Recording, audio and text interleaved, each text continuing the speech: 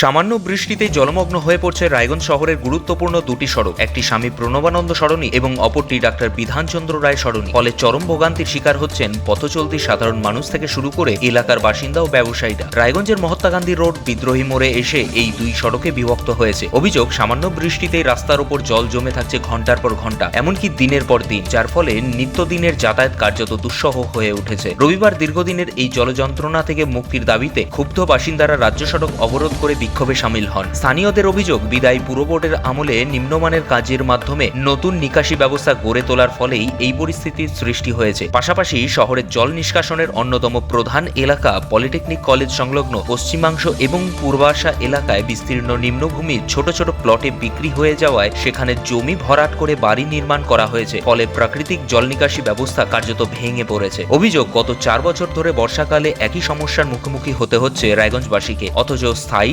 সমাধানের কোনো উদ্যোগ এখনো চোখে পড়েনি। যুবশ্রী কালী মন্দির সংলগ্ন এলাকার ব্যবসায়ীরাও এই সমস্যায় অতিষ্ঠ। বাধ্য হয়ে পথ অবরোধে সামিল হন মন্দিরের বিপরীতে থাকা এক আটাকল ব্যবসায়ী। একইভাবে বিক্ষোভে অংশ নেন স্থানীয় ব্যবসায়ী উৎপল বসাক, সুবীর সাহা সহ বহু বাসিন্দা। শনিবারের সামান্য বৃষ্টির পর যে জল জমেছিল, রবিবারও সেই জল পুরোপুরি না নামায় ক্ষোভ আরও বাড়ে এলাকাবাসীর। তাদের একটাই প্রশ্ন, এই জল যন্ত্রণা থেকে স্থায়ী মুক্তি মিলবে কবে? এদিন স্থানীয় ব্যবসায়ী উৎপল বসাক কি বলেছেন শুনুন।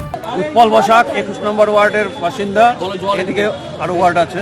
বলছি যে আজকে এখানে আপনারা অবরোধ করেছেন কেন? দীর্ঘদিন ধরে, বিশেষ করে এই নতুন ড্রেন হওয়ার পর থেকে আমাদের অবস্থা একদম শোচনীয়। আমাদের যেটা শিডিউলে বলা হয়েছিল জল এদিক থেকে এসে দেবীনগরের দিকে যাবে, এখন উল্টা দেখা যাচ্ছে এদিককার জল ওই দিকে চলে যাচ্ছে।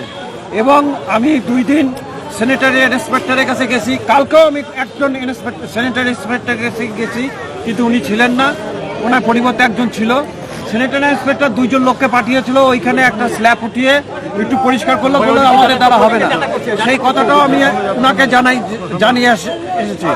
কিন্তু আমাদের সামনে বাড়ির মধ্যে 1 হাঁটু জল, রান্নাঘরে জল, শোয়ার ঘরে জল, একটু যদি 15-20 মিনিট জল হয় সেই জল বেরোতে প্রায় 48 ঘন্টা টাইম লাগে।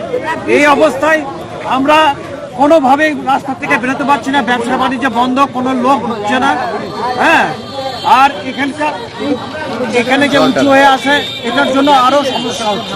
পাশাপাশি যুবশ্রী কালী মন্দিরের বিপরীতে থাকা আটাকল ব্যবসায়ী সুবীর সাহা কি বলতে চেয়েছেন শুনে নেওয়া যাক। নাম কি? আমার নাম সুদীপ সাহা।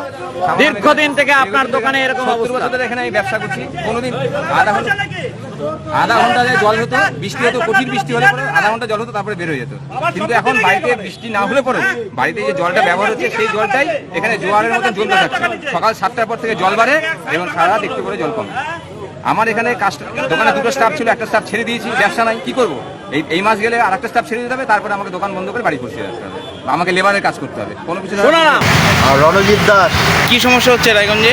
রায়গঞ্জে তো এই সামান্য বৃষ্টি না হলেও জল চলে আসছে, ড্রেনের জল, রাস্তা নোংরা জল। সব মিলিয়ে এই জায়গাটার জন্য কি বলবেন? এই জায়গাটা তো ইমিডিয়েট উন্নতি করা দরকার। নতুন সরকার, নতুন এমএলএ, মানে কি চাইছেন? এই জায়গায় ড্রেনেজ সিস্টেমটা ভালো করে। এটা কোন জায়গাটা? এটা হচ্ছে যুবশ্রী কালী মন্দিরের সামনে। এখন দেখার প্রশাসন ও পুর কর্তৃপক্ষ কবে এই দীর্ঘদিনের সমস্যার স্থায়ী সমাধানে কার্যকরী পদক্ষেপ গ্রহণ করে। উত্তর দিনাজপুরের রায়গঞ্জের যুবশ্রী কালী মন্দির সংলগ্ন স্বামী প্রণবানন্দ সরণি থেকে অশ্বিনী কুমারের রিপোর্ট, টাইমস 14 বাংলা।